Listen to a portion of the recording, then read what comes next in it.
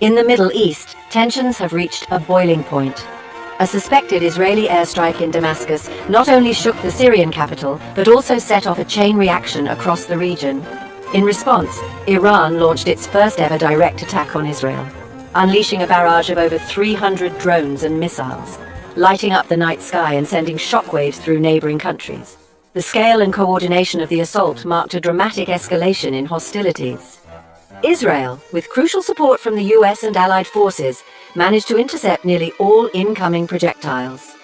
Despite these efforts, a military base was struck, and a young child was injured, highlighting the ever-present danger to civilians and soldiers alike.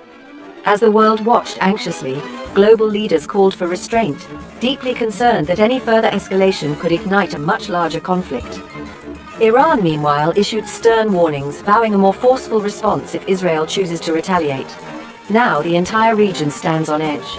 Streets are tense and families brace for what might come next.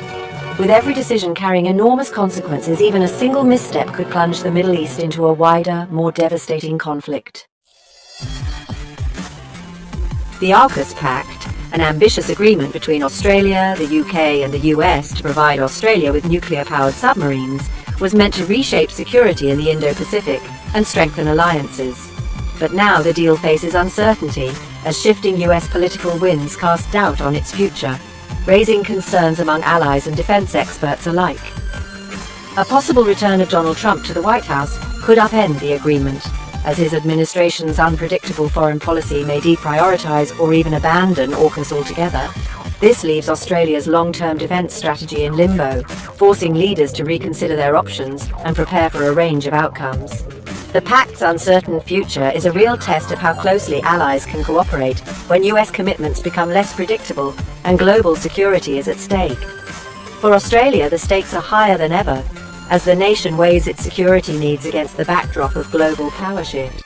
As uncertainty grows, contingency plans are now in motion, and Australia must navigate a rapidly changing strategic landscape.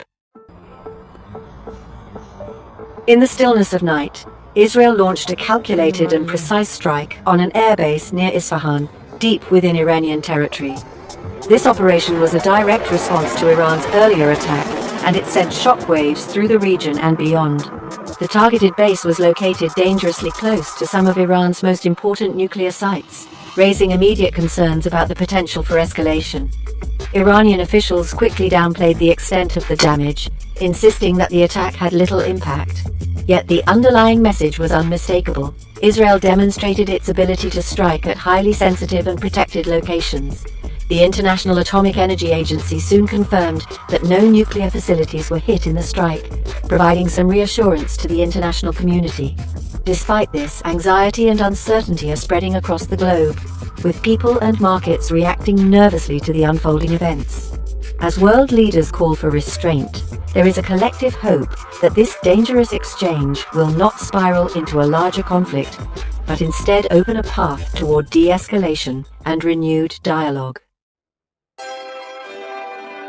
UK Labour leader Keir Starmer urged Israel to choose diplomacy after its successful defence, echoing global calls for restraint. He emphasised that true security comes from coalition building, not just military might. The world is united in wanting to prevent a wider regional war. At the US Open, Rory McIlroy battled to make the cut, keeping his hopes alive. American Sam Burns leads after 2 rounds, showing skill and composure.